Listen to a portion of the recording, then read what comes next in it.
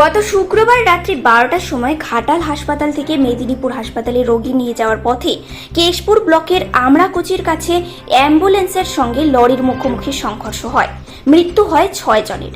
6 জনের মধ্যে একই পরিবারের আত্মীয়দের মধ্যেই 5 জনের মৃত্যু হয়। সোমবার বিকেলে নিহতদের পরিবারের পাশে রাজ্য সরকারের পক্ষ থেকে সাহায্যের হাত বাড়িয়ে দেওয়া হয়। শোকাহত পরিবারের সমবেদনা জানাতে উপস্থিত হন কেশপুর সমষ্টি উন্নয়ন আধিকারিক কৌশিক রায়, পঞ্চায়েত সমিতির সভাপতি চিত্তরঞ্জন গড়াই, ব্লক তৃণমূল কংগ্রেসের সভাপতি প্রদ্যুৎ পাজা, 4 নম্বর গোলার গ্রাম পঞ্চায়েতের প্রধান মঞ্জু দলবের, এছাড়াও ব্লক প্রশাসন আধিকারিক, ব্লক কৃষি আধিকারিক, পরিবহন বিভাগ ও পুলিশের কর্তা ব্যক্তিরা। দুর্ঘটনাজনিত মৃত্যুর কারণে অ্যাক্সিডেন্টাল বীমা হিসেবে 4 লক্ষ টাকা ক্ষতিপূরণ পাবেন বলে জানান কেশপুর ব্লক উন্নয়ন আধিকারিক কৌশিক রায়। পাশাপাশি ছেলে মেয়েদের পড়াশোনার দায়ভার প্রশাসন এবং রাজ্য সরকারের পক্ষ থেকে নেওয়া হবে বলেও জানান তিনি। ব্লক তৃণমূল কংগ্রেসের সভাপতি প্রদ্যুৎ পাজা বলেন, আমরা শোকাহত পরিবারকে সমবেদনা জানাতে এসেছি। পাশাপাশি রাজ্য সরকারের পক্ষ থেকে বিভিন্ন ধরনের সুযোগ সুবিধা তার পরিবারকে পাইয়ে দেওয়ার জন্য প্রয়োজনীয় পদক্ষেপ গ্রহণ করছি।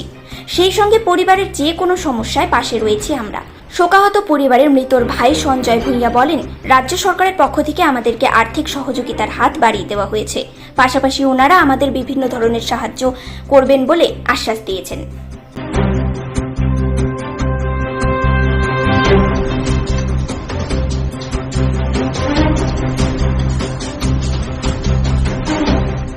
এডিও সাহেব সবাই ওনারা এসেছিলেন, আমাদের ভাইপো ভাইঝি হয়।